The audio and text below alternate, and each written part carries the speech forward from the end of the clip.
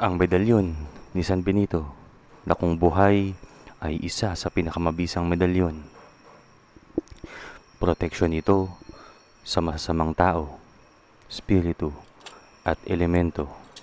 Para rin ito pampalayo sa mga demonyo at sa lason. Kapag ito ay buhay, ay madali lang rin itong paganahin at madali ring makuha ang bertud nito. Ang medalyon ay dasal, eksorsisimo laban kay Satanas, panalangin para sa tibay sa oras ng tukso, panalangin para sa kapayapaan, para sa ating sarili at sa mga bansa sa mundo. Ang panalangin na ang krus ni Jesus ay maging ating ilaw at gabay ay isang panalangin ng matibay na pagtanggi ng lahat ng masasama. Ang medalyong ito ay orihinal na nagmula sa isang krus sa karangalan ni San Benito.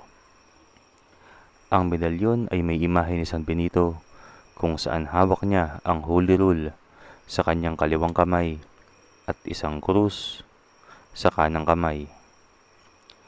Sa harapan ng medalya ay makikita ang mga salitang ito: Ius in obitu nostro praesentia muniamur, na ang ibig sabihin ay kami sa aming kamatayan ay pagtibayin sa pamamagitan ng kanyang presensya.